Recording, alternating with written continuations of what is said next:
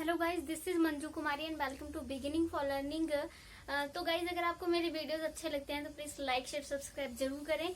आज जो हमारा टॉपिक है वो स्टेट को लेकर ही है, जो कि हम शुरू से ही डिस्कस करते आ रहे हैं कि जो एक स्टेट है, पहले हमने उसकी बात की थी कि मीनिंग क्या है स्टेट का, फिर स्टेट के एलिमेंट्स जो है वो कौन से होते हैं।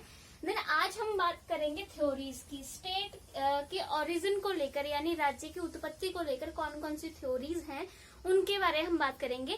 तो आज जो हमारी पहली थ्योरी है वो है हिस्टोरिकल, या इसको इवोल्यूशनरी थ्योरी भी कहते हैं, यानी ऐतिहासिक या विकासवादी सिद्धांत राज्य की उत्पत्ति के लिए। तो ये सबसे महत्वपूर्ण सिद्धांत माना जाता है राज्य की उत्पत्ति के संबंध में। जो इसके सपोर्टर्स हैं उनका कहना है, इनकी जो मेन बातें हैं, सबसे पहले ये जो राज्य है उसको एक बनावटी संस्था नहीं मानते हैं, बनावटी संस्था नहीं मानते हैं। जैसे कि अब आगे कोई थ्योरी पढ़ोगे तो आज उसमें पता चलेगा, जो विद्वान है वो राज्य को एक बनावटी संस्था मानते हैं, यानी जिसे बनाया गया हो। लेकिन हिस्टोरिकल थ्योरी वाले नहीं मानते हैं कि एक बनावटी संस्था है, वो उसे एक प्राकृतिक संस्था मानते हैं। यानी इसे जो है वो ये किसी ने नहीं बनाया, ये खुद से बनी है। ठीक है, प्राकृतिक संस्था जो है वो इसे मानते हैं। इनका कहना है कि जो राज्य है वो किसी निश्चित समय में किसी योजना वगैरह तैयार करके नहीं बनाया गया है, बल्कि राज्य का जो विकास है वो धीरे धीरे हुआ है, यानी धीरे धीरे उसका जो है वो विकास होता गया, तब जाके आज का जो राज्य है वो उसका स्वरूप सामने आया है। तभी हिस्टोरिकल थ्योरी कहते हैं, यानी कहते हैं कि ऐतिहासिक विकास जैसे धीरे धीरे होता है वैसे ही राज्य का विकास हुआ है। ठीक है, ये कोई बनावटी संस्था नहीं है, मनुष्य की इसमें कोई हस्तक्षेप नहीं है, ये खुद से ही बनी हुई संस्था है। ठीक है, प्राकृतिक संस्था है। और ये कहते हैं कि इसको किसी एक निश्चित समय में या किसी एक कारणवश नहीं बनाया गया है, इसके बनने के कई कारण हैं जिसकी वजह से जो है एक राज्य बना है। ये धीरे धीरे इसका खुद से ही विकास हुआ है। जैसे इनके एक सपोर्टर हैं गार्नर, इस थ्योरी के सपोर्टर हैं गार्नर। उन्होंने इस थ्योरी के बारे में स्पष्ट बातें जो है वो कही है।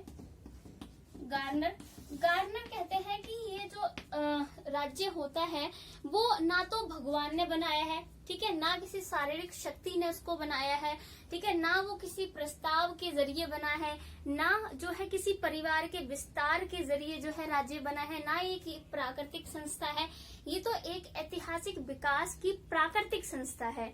तो गार्नर की जो एक परिभाषा है उससे ही पूरे राज्य की इनकी जो थ्योरी हिस्टोरिकल थ्योरी वो इस इनकी परिभाषा से ही डिफाइन हो जाती है। मैं दोबारा से रिपीट कर देती हूँ। गार्नर कहते हैं कि जो राज्य होता है वो ईश्वर की रचना नहीं है, ना ही शारीरिक शक्ति की रचना है, ना ही उसे किसी समझौते या प्रस्ताव के जरिए बनाया गया है, ना ही वो किसी परिवार के विस्तार का परिणाम है, ना ही वो कोई प्राकृतिक बनावटी संस्था है, बल्कि वो तो एक ऐतिहासिक विकास की प्राकृतिक संस्था है। तो इनकी इस परिभाषा को बहुत ही महत्व दिया जाता है, क्योंकि पूरी थ्योरी का जो एक मेन हम कह सकते हैं ना उद्देश्य है, मेन मोटिव है, जो ये थ्योरी कहना चाहती है, इनके डेफिनेशन से ही साबित हो जाता है।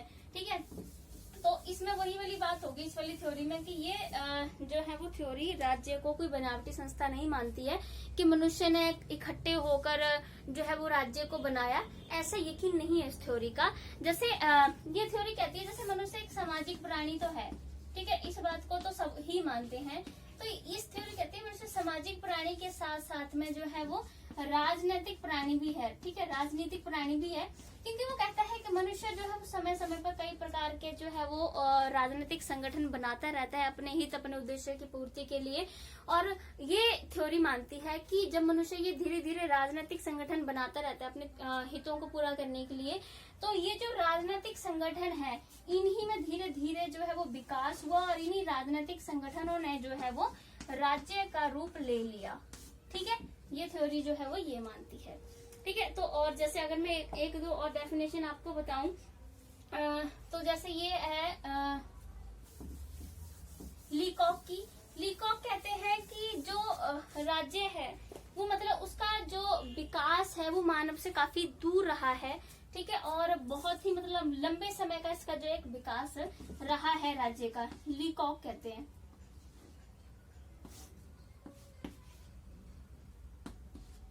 ठीक है, तो ये कहते हैं कि मतलब जो राज्य का जो विकास है वो बहुत मतलब कि जो मानव का जो विकास है उससे काफी दूरस्थ रहा है, मतलब अलग हुआ है और उसके बाद भी जो है वो चलता रहा है। कहने का मतलब इनका भी यही है कि जो एक राज्य का विकास है वो जो है वो मतलब ये नहीं है कि एकदम जो है वो राज्य बन गया है, धीरे धीरे राज्य का विकास जो है वो हुआ है।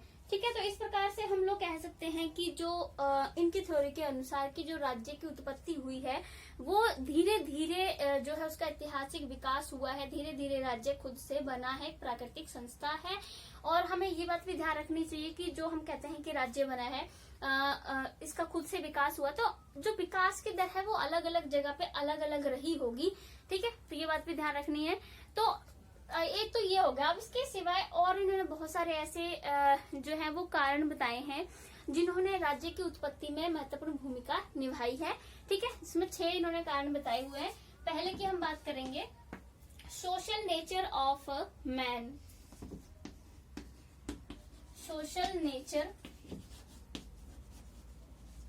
ऑफ मैन मतलब ह्यूमन कह सकते हैं आप, मैन जो भी है कह लो। ठीक है, तो ये कहते हैं कि जो मतलब कि सोशल नेचर यानी सामाजिक व्यवहार, सामाजिक या व्यवहारिक कह सकते हैं। ठीक है, सामाजिक व्यवहार। तो ये इन्होंने जो बोला है कि जो मनुष्य का सामाजिक व्यवहार है इसने भी एक राज्य की उत्पत्ति में बहुत ही महत्वपूर्ण भूमिका निभाई है। क्योंकि जैसे अगर हम बात करें एरिस्टोटल क्या कहते हैं कि जो मनुष्य कहते हैं, वो कहते हैं कि मनुष्य वही है जो एक राज्य में रहता है। जो राज्य से बाहर रहता है वो जो है वो या तो कोई जानवर है या फिर वो कोई भगवान ही हो सकता है जो राज्य से बाहर रहता है। क्योंकि एरिस्टोटल भी यही मानते हैं कि जो मनुष्य है वो एक सामाजिक प्राणी होता है, तो वो समाज में रहना पसंद करता है, लोगों के साथ रहना पसंद करता है। ठीक है, तो इसलिए वो कहते हैं कि मनुष्य वही है जो राज्य में रहता है। जो राज्य के बाहर रहता है वो तो या तो कोई जानवर होगा या फिर कोई वो ईश्वर ही हो सकता है। ठीक है, तो इस प्रकार से कहते हैं कि जो मनुष्य का सामाजिक व्यवहार है उससे राज्य की उत्पत्ति में कैसे मदद मिली। क्योंकि जैसे कि उन्होंने बोला कि मनुष्य एक सामाजिक प्राणी है, वो समाज में रहना पसंद करेगा, यानी लोगों के साथ रहना पसंद करेगा, एकजुट होकर रहना पसंद करेगा, इसलिए वो एक सामाजिक प्राणी। मतलब ये है कि सामाजिक जो उसके अंदर एक भावना है एक साथ रहने की, मिलजुल कर रहने की, उसकी वजह से राज्य जो है वो अस्तित्व में आया। जैसे ये आगे कहते हैं कि सामाजिक प्राणी के साथ साथ में वो एक, जैसे मैंने आपको अभी बोला कि वो राजनीतिक प्राणी भी है। ठीक है, राजनीतिक प्राणी कैसे हुआ वो कि वो अलग अलग जो है वो संगठन बनाता रहता है अलग अलग टाइम पे, और बाद में यही कहते हैं ये जो राजनीतिक संगठन उन्होंने बनाए हैं, इन राजनीतिक संगठनों ने ही धीरे धीरे इनका विकास हुआ और इन्होंने राज्य का जो है वो रूप ले लिया। ठीक है, तो इस प्रकार से ये कहते हैं कि अगर मनुष्य का सामाजिक व्यवहार ना होता, ठीक है, अगर वो उसके अंदर सामाजिकता ना होती तो वो एक साथ रहना पसंद नहीं करता। एक साथ रहना नहीं पसंद करता तो लोग एक साथ इकट्ठे नहीं हो पाते, लोग एक साथ इकट्ठे नहीं होते तो राज्य कैसे बनता। तो तभी जो है वो मनुष्य के सामाजिक व्यवहार को बहुत ही महत्व दिया गया है कि इसकी वजह से भी राज्य बना। क्योंकि देखो राज्य कब बनेगा, जब बहुत सारे लोग एक जगह स्थिर होकर रहने लगेंगे और लोग एक जगह आपस में मिलजुल कर तभी रहेंगे जब उनमें सामाजिकता हो। तो तभी कहते हैं जब लोगों में सामाजिक व्यवहार है उसका, मनुष्य का, तभी उसने एक साथ रहना शुरू किया। अगर सामाजिक व्यवहार नहीं होता तो मनुष्य एक साथ नहीं रहते, और एक साथ नहीं रहते तो राज्य का कभी निर्माण नहीं होता। ठीक है, तो इसलिए ये पहला उन्होंने कारण बताया है कि जो राज्य की उत्पत्ति में जो है मनुष्य का जो सोशल बिहेवियर है वो भी बहुत ही महत्वपूर्ण भूमिका निभाता है राज्य की उत्पत्ति में। देन सेकंड आता है हमारे पास रक्त संबंध, किनशिप या ब्लड रिलेशंस। ब्लड रिलेशंस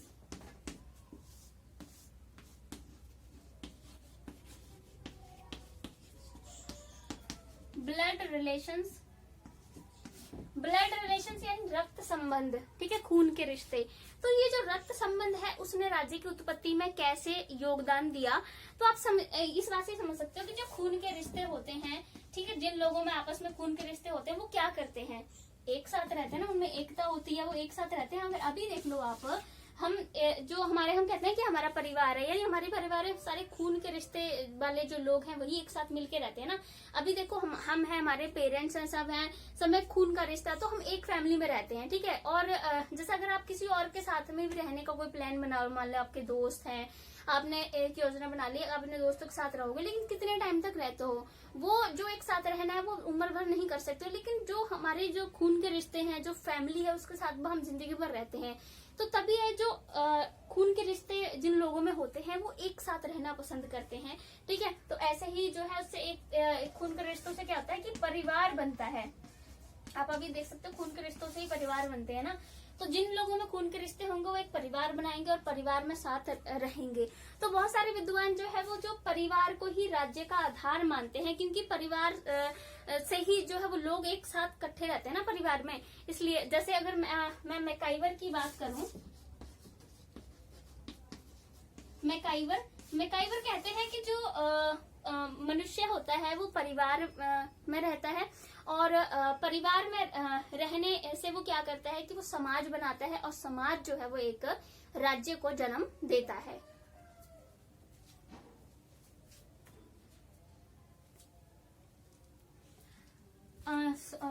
तो मैकाइवर की ये जो बात है कि जो मनुष्य है वो एक समाज में रहता है, ठीक है, और समाज में रहने से वो क्या करता है कि जो समाज है वो आगे राज्य को बनाता है। तो इस प्रकार से ब्लड रिलेशन जो है वो राज्य की उत्पत्ति में कैसे हेल्प करते हैं, क्योंकि जो एक ब्लड वाले लोग होते हैं वो एक साथ रहते हैं, एक परिवार में रहते हैं, और परिवार में रहकर वो जो है वो इनमें एकता आती है, एक साथ रहने की भावना आती है, और वो जो है वो नियम मानना भी शुरू करते हैं। ठीक है, नियम मानना कैसे शुरू करेंगे, क्योंकि जो फैमिली का मुखिया होता है, जैसे फादर होते हैं, किसी फैमिली में मदर होती हैं, तो वो सारे नियम रेगुलेशंस बनाती हैं, तो बाकी फैमिली के जो मेंबर्स होते हैं वो नियम सिद्धांतों को मानना शुरू करते हैं। ठीक है, तो इस ब्लड रिलेशन से दो चीजें जो है वो सामने आई। एक तो संगठन कि राज्य में जो है लोग संगठित होकर कैसे रहें, तो परिवार एक संगठित होकर रह रहा है, तो इससे उसमें लोगों में एक साथ रहने की भावना जो है वो जागृत हुई ब्लड रिलेशन से। दूसरी, नियम वगैरह मानने की भावना भी ब्लड रिलेशन से ही लोगों में आई। तो इस प्रकार से ब्लड रिलेशंस ने जो है वो राज्य के निर्माण में महत्वपूर्ण भूमिका निभाई। ठीक है, तो ये हो गया हमारा सेकंड पॉइंट कि राज्य के निर्माण में ये जो ब्लड रिलेशन ने भी काफी महत्वपूर्ण भूमिका निभाई। देन थर्ड हमारे पास आता है मैजिक एंड रिलीजन, यानी जादू टोना और धर्म।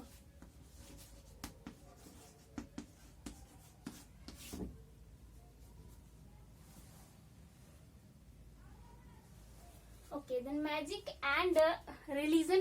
तो जादू टोना और धर्म ने किस तरह से जो है वो राज्य की उत्पत्ति में भूमिका निभाई। देखो, जब शुरुआत में जो मनुष्य था, जो प्रारंभिक मानव था, वो जो प्राकृतिक आपदाएं होती थी उनसे बहुत ज्यादा डरता था। मतलब उनको भी एक प्रकार सा दानवी ताकत वगैरह जो है इस तरह की चीजें समझता था। तो प्राकृतिक आपदाएं उसके लिए बहुत ही डर पैदा करने वाली चीजें हुआ करती थी। ठीक है, तो प्राकृतिक आपदाओं से मनुष्य पहले बहुत ज्यादा जो है वो शुरुआत में डरता था, जैसे बादलों का गरजना, बारिश होना, सूर्य निकलना। ठीक है, इस सारी चीजों को जो है वो इनको सही नहीं मानता था, उससे डर लगता था इन चीजों से। इसलिए धीरे धीरे उसमें जो है वो जादू टोना वाली बातें जो है वो आने लगी। फिर जो जादू टोना करने वाले जो कुछ इंसान थे वो जो है वो सबसे ऊपर आने लगे, लोग उनका मान सम्मान करने लगे, उनके पास जाने लगे, ताबीज वगैरह ये सब जो है चीजें बनवाने लगे धीरे धीरे। तो मतलब अब जो जादू टोना करने वाले जो लोग थे, लोग उनके नियंत्रण में धीरे धीरे आने लगे थे, वो उनकी बातें मानने लगे, जैसा वो कहते लोग जो है वो वैसा ही मानने लगे। तो एक प्रकार से जादू टोना में क्या हुआ कि एक तो इसमें प्रधान शक्ति सामने उभरने लगी, जैसे कि एक राज्य में प्रधान शक्ति होती ही है। ठीक है, और दूसरा था कि लोग नियम रेगुलेशंस वगैरह में आने लगे, क्योंकि उसकी हर एक बात मानने लगे जो जादू टोना करने वाला था। ठीक है, और उसकी जो है वो हर बात को मानने लगे, और उस प्रकार ये हुआ कि लोग एक साथ भी आने लगे, क्योंकि वो सारे एक ही जिस तरह से लोग हुआ करते थे, जादू टोना करने वाले में बिलीव करना, ठीक है, इन चीजों में बिलीव करना, तो सब लोगों में एक जैसी भावनाएं जो है उत्पन्न होने लगी। लेकिन धीरे धीरे क्या हुआ, लोगों के अंदर से ये जो प्राकृतिक आपदा है इनका डर जो है वो खत्म हो गया। अब वो इन चीजों को जो है अपनी लाभकारी चीजें समझने लगे, जैसे बारिश वगैरह से उनको लगा खेती बाड़ी हो सकती है, सूर्य निकलता है तो धूप निकलती है, उससे भी काफी फायदा होता है। तो लोगों के डर में इन चीजों का दिल में इन चीजों का डर जो है वो खत्म हो गया, जिस वजह से जो जादू टोना करने वाले थे उनका स्थान भी जो है वो समाज से खत्म हो गया, और उसकी जगह जो है वो धीरे धीरे क्या जो है वो धर्म आने लगा। धर्म कैसे आया कि लोगों के दिल से जब इन चीजों के प्रति डर निकला प्राकृतिक आपदाओं के, तब उसने इन चीजों की पूजा करनी शुरू कर दी। जैसे वर्षा की तो हो गया वर्षा देव, इन्होंने नाम दे दिया। ठीक है, सूर्य देव नाम दे दिया, इंद्र देव नाम दे दिया, पेड़ पौधों की सबकी पूजा करने लगे। तो जब पूजा करने लगे तो इस प्रकार से क्या हुआ, पादरी, पुजारी, ये सब लोग जो है वो सामने जो है समाज में नए लोग आने लगे, पादरी, पुजारी, ठीक है। तो इस प्रकार से क्या हुआ कि अब नई वही वाली चीज आ गई कि लोग अब पादरी पुजारियों की बात मानने लगे। हर कर्म कांड जो धार्मिक होता है वो इनके कहने पर करने लगे, इनके नियंत्रण में जो है वो धीरे धीरे लोग जो है वो आने लगे। और फिर इस प्रकार से जो अलग अलग धर्मों जातियों के जो लोग थे वो एक साथ जो है वो बंधने लगे कि क्योंकि लोगों के ये पूजा पाठ करने में लोग एकता में जो है बिलीव करने लगे कि एक साथ हो गए। जैसा होता है ना हिंदू धर्म वाले एक साथ, उनमें एकता की भावना जागृत होने लगी उन लोगों में। इस तरह से क्या हुआ कि जो हमारा पहला पॉइंट था कि सामाजिक बिहेवियर ने लोगों को क्या किया, एक परिवार में रहना सिखाया। ब्लड रिलेशन ने क्या किया, अलग अलग परिवारों को एक साथ रहना सिखाया, ठीक है। वैसे ही धर्म और जादू टोना ने अलग अलग धर्मों, जातियों, कबीलों के लोगों को जो है वो एक समाज के रूप में जो है वो आने के लिए मजबूर किया, हम कह सकते हैं कि आने में मदद की, ठीक है। तो इस प्रकार से ये हुआ कि पहले वाले में जो हमारी बात आती है कि सामाजिक व्यवहार से परिवार बने, सेकंड में ब्लड रिलेशन से परिवार, कई परिवार एक साथ आए, देन थर्ड में जादू टोना, धर्म वगैरह से जो है वो अलग अलग धर्मों, जाति के लोग जो है वो एक साथ आए, ठीक है। तो एक साथ उन्होंने रहना शुरू किया। तो ये हो गया हमारा थर्ड पॉइंट। देन फोर्थ हमारे पास आती है पावर।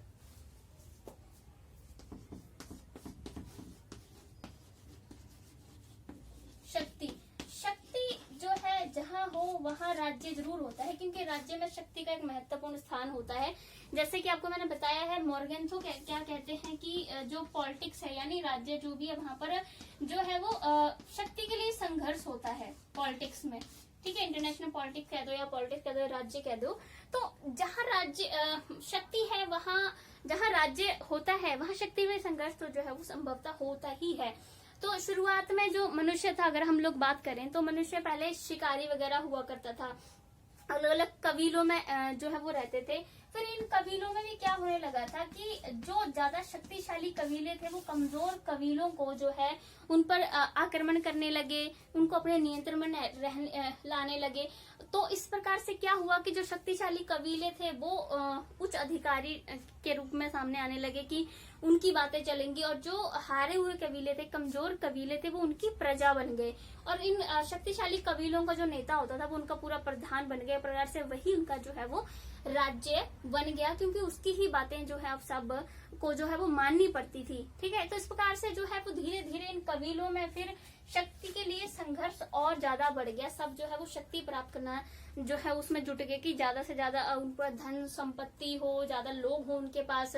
तो आज भी कोई चीज ये बदली नहीं है। शुरुआत में जब राज्य बन रहा था तब भी शक्ति थी, उसमें शक्ति के लिए संघर्ष था, और आज भी शक्ति के लिए संघर्ष है। आप देख सकते हो हमारे जो इंटरनेशनल पॉलिटिक्स में सभी जो देश हैं वो शक्ति के लिए संघर्ष करते रहते हैं, क्योंकि हर एक देश चाहता है कि वो सबसे ज्यादा शक्तिशाली बने। तो आज भी ये चीज है। तो इस प्रकार से शक्ति ने भी जो है वो लोगों को नियंत्रण में रखा, लोगों से अपनी बात मनवाई, ठीक है। नियम रेगुलेशंस वगैरह में बांध के लोगों को रखा पावर में, क्योंकि जिसके पास पावर होती है वो दूसरे लोगों पर अपनी बातें हैं वो थोप सकता है। और उनको जैसे भी रखा, शक्ति ने लोगों को एक साथ इकट्ठा करके भी रखा। देन हमारे पास फिर आता है आर्थिक गतिविधियां। Economic activities. आर्थिक गतिविधियों ने किस तरह से जो है राज्य की उत्पत्ति में महत्वपूर्ण भूमिका निभाई। अब देखो शुरुआत में मनुष्य एक शिकारी था, ठीक है। शिकारी था तो उसके पास जो धन संपत्ति थी, जो भी उसकी थी वो क्या थी, जो उसके औजार थे, जो भी हथियार थे शिकार करने के, वही उसकी जो है वो संपत्ति थी, वही जो है वो उसकी आर्थिक शक्ति एक प्रकार से थी उसके लिए, ठीक है। देन उसके बाद वो जो है उसने शिकारी था, उसके बाद उसने जो है वो क्या अपने आप को पशुपालन वगैरह जो है उसने धीरे धीरे जो है वो शुरू कर दिया, ठीक है। देन उसके बाद जो पशु वगैरह थे वही उसकी आर्थिक शक्ति जो है वो बनने लगा, ठीक है। उसके बाद वो उसने कृषि करना शुरू कर दिया मनुष्य ने, और जब उसने कृषि करना शुरू किया ठीक है। तो कृषि में उसके पास उसने ज्यादा से ज्यादा भूमि अपने नियंत्रण में लेने की कोशिश की। सब में भूमि के लिए जो है वो काफी संघर्ष झगड़े वगैरह शुरू हो गए कि ज्यादा से ज्यादा भूमि लेनी है ताकि कृषि की जा सके, ज्यादा फायदा लोगों को हो। और जब भूमि के लिए धीरे धीरे जब संघर्ष शुरू हुआ, ज्यादा झगड़े हुए, तो एक नेता की जरूरत पड़ी कि जो इन संघर्ष झगड़ों को कम कर सके। तब उसके बाद जो है इस तरह से एक नेता वगैरह बनाया गया और धीरे धीरे राजनीतिक संगठन जो है वो सामने इस तरह से आने लगे और इस प्रकार से राज्य की उत्पत्ति में जो है इसने भी एक महत्वपूर्ण भूमिका निभाई। ठीक है। देन हमारे पास लास्ट आता है पॉलिटिकल कॉन्शियसनेस।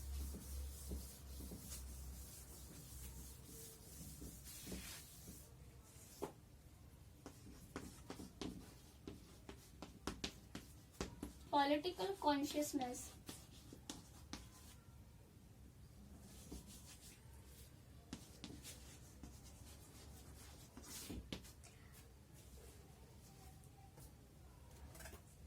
एक बार मैं कॉन्शियसनेस की स्पेलिंग चेक करके बताती हूँ।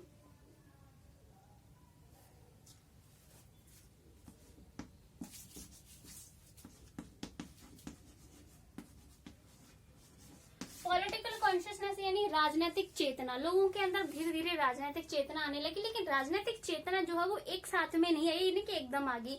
राजनीतिक चेतना जो है वो उसका विकास धीरे धीरे लोगों में हुआ। ठीक है। जैसे अभी धीरे धीरे लोगों को एहसास होने लगा कि उनको जो है वो उनके जो हित हैं एक साथ रहने के बाद एक जैसे हो गए, तो उन हितों को पूरा करने के लिए किसी तरह के कोई राजनीतिक संगठन जो है वो होने चाहिए। इस तरह से धीरे धीरे लोगों में जो राजनीतिक चेतना है वो आती गई और लोगों ने इस तरह से राजनीतिक संगठन जो है बनाना शुरू कर दिया और इन्हीं राजनीतिक संगठनों ने जो है वो आगे जाकर राज्यों का रूप लिया। तो ये तो हुए हमारी हिस्टोरिकल जो थ्योरी है उसके बारे में बात। देन नेक्स्ट वीडियो में हम नेक्स्ट जो हमारी थ्योरी होगी राज्य को लेकर, राज्य की उत्पत्ति को लेकर, उसके बारे में बात करेंगे। तो गाइज अगर आपको मेरा वीडियो अच्छा लगता है तो प्लीज लाइक शेयर सब्सक्राइब जरूर करें। Thank you so much guys.